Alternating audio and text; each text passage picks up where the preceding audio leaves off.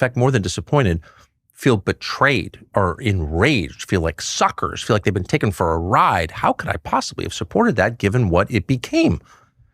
A lot of people seem to feel that way.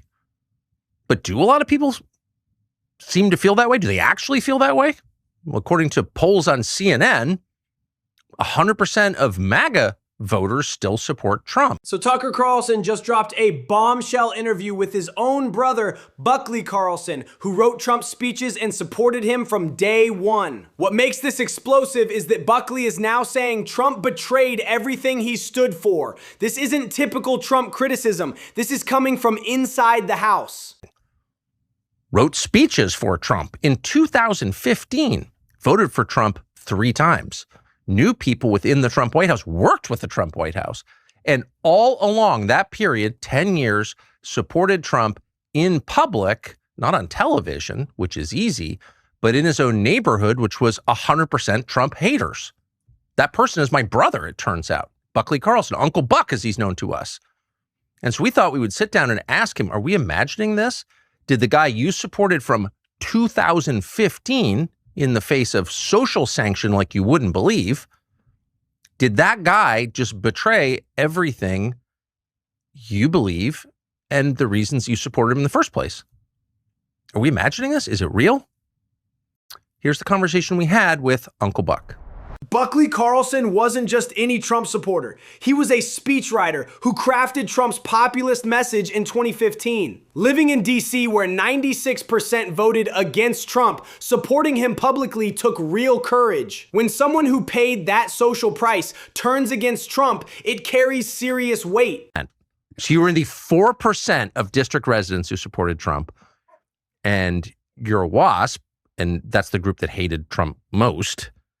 How did you wind up supporting Trump in like 2015? The 4.1% Trump support in DC reveals how isolated his early supporters were. WASPs traditionally opposed populist candidates who challenged their elite networks. Buckley's demographic background, establishment, educated, connected, made his Trump support statistically almost impossible, which makes his current criticism devastating. So then we have 8 years of Obama, and it becomes pretty clear in the second term that like he hates the country he's leading. He really hates white people.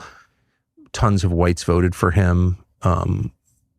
Tons of whites voted for him because he was saying we're going to get rid of race consciousness in this country and treat people as citizens and human beings, and we can move past the division of the disgusting civil rights movement thinking, and just anti-white, zero-sum. And that Grant Park speech was like, I didn't vote for him, obviously, but I was like, God, I hope this is true. It turned out to be the opposite of the truth. Yes. He just like hated whites. And so by the time that ended in 2016, like it was a different country.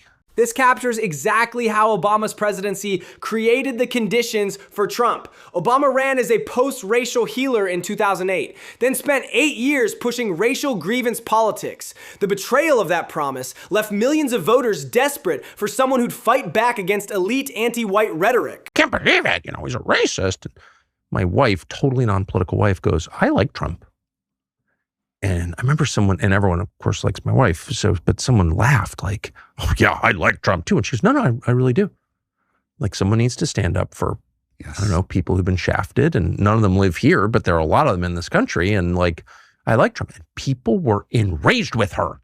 Like the only time I've ever seen anyone mad at my wife, it's just like no one's ever mad at her, but they were mad and embarrassed. And like, I can't believe there's someone who in the room with me who could like Trump. And she, of course, like didn't even notice that people did. She's like, well, no, what's wrong with that? But that was the response that she got. The Kushner observation is crucial. Even in 2016, Buckley saw that Trump's son-in-law was running everything behind the scenes. This foreshadowed how Trump would prioritize his family's interests and donor class connections over the populist agenda his speechwriters were crafting. You said something really interesting. You didn't take the vax. Thank God, literally thank God. Never once considered it. I didn't either. So obviously a Thank sham. God. But Trump did and encouraged everyone else to take it and then never apologized, even when it became clear that the vax had killed hundreds of thousands of people around the world and has never really been studied in this country, but we can extrapolate and assume it killed people I know. Me too. So I know young men now who took it who have myocarditis and other heart for problems, sure, weird cancers. It was poison. Yes. Look at the cancer rates, look at the fertility rates, like everything about it was a bioweapon aimed at us. Yes. And Trump didn't apologize for that. I don't know, all the things that I've just ignored or forced myself to ignore, whatever. My flaws come out as I remember all of this, and my shame emerges.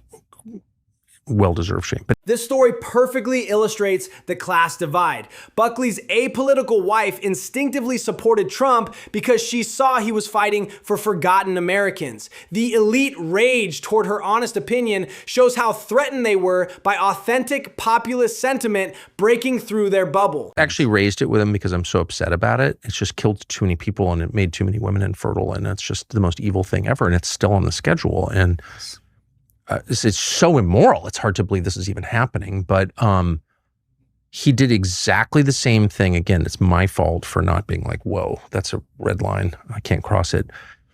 But he did the same thing he did on the Iran war. When I talked to him about the Iran war, you say, well, like, this is hurting all these people. He's like, you don't believe in the polio vaccine? Like, that was a good vaccine, don't you think? It's like, I guess I believe in the polio vaccine. I don't know. I mean, but that's not what we're talking about. The polio vaccine is a totally different thing. I mean, I don't even know enough about it, even though we grew up next to the Salk Institute. Yeah. It's like, what does that have to do with it? You mentioned Iran. He's like, do you think they should have nuclear weapons? No, I don't think, not for nuclear weapons in general, but it was a non sequitur designed to shut down the conversation. Putting that bumper sticker on his car in Northwest DC took genuine courage. While coastal elites virtue signaled their opposition to Trump, Buckley faced real social consequences for his beliefs. That background makes his current moral stance against Trump's betrayals even more powerful. She texted Trump and she said, my son is getting threats because I've disagreed with you on the Epstein files.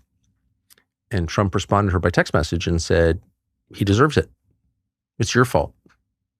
People are threatening the kid's life.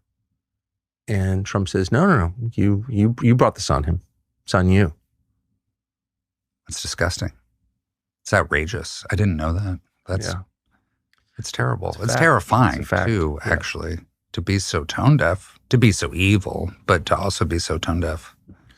So what, and then the war in Iran, which he clearly, had no plan for, wasn't enthusiastic about at all. He was fully aware of the risks. He was fully aware that it was a betrayal of his explicit promises for 10 years not to do this. He did it.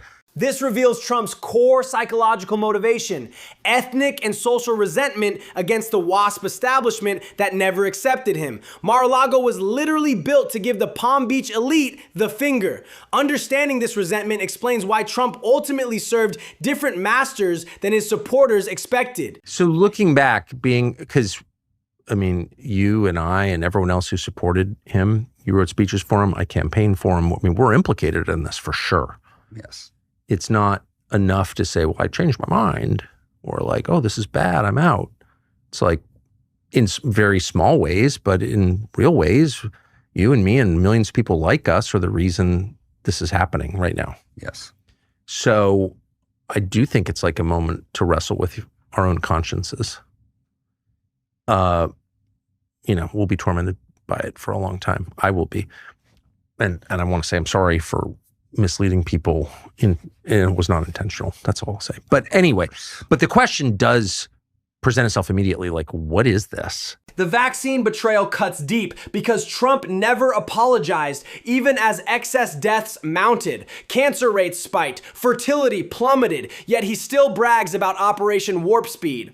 For supporters who trusted him with their lives, this represents an unforgivable abandonment. So he's attacked, so he attacks Islam. Some of us stand up and say, probably shouldn't be attacking a religion. Oh, you're a Muslim, secret Muslim. You love Muslims. No, I like reverence, and I don't think you should attack people on the basis of their religion. Don't attack their religion. Yes.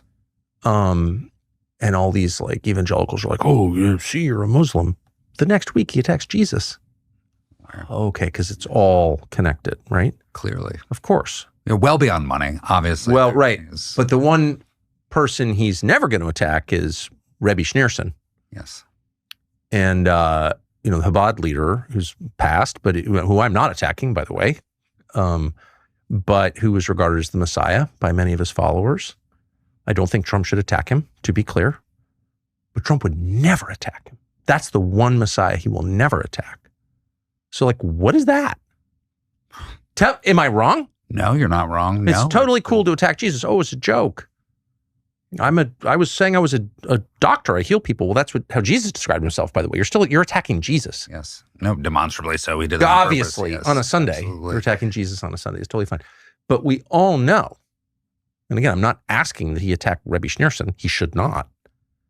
But he never would. He'd die first. So like, you tell me what that is. This takes real moral courage, admitting you were wrong and apologizing to your audience. The question about intentional deception is haunting. Either Trump was always compromised or he's too weak to resist the deep state pressure. I mean, like if you wanted to destroy the country, this is exactly what you'd do. Well, the entire program for the latter half of my life has seemed designed to weaken this country, to divide people, to make them less happy and more enslaved. It does seem that way. I don't know that there was like a meeting at Bilderberg or Bohemian Grove or whatever. It's so precise and so overwhelming and so universal on every front that it could not have been accidental. These are not just... Yeah, you wonder if it was a conspiracy of instinct. I mean, when the George Floyd thing happened, I was confused as to what was going on because I'm literal. The pattern is undeniable. He'll mock Jesus on Sunday, but would never criticize certain other religious figures. His loyalty clearly runs in one direction, and it's not toward the Christians who elected him 3 times. Why are we still importing people? And they're announcing now we're going to import more people. We're going to give citizenship to the illegals that we supposedly were going to deport. Now we're giving them citizenship? We're seeing this right now in 2026. Instead of mass deportations, we're getting amnesty for illegals. Instead of putting America first, he's escalating foreign wars. The contempt for his base is obvious, and the threat to genuine patriots is real.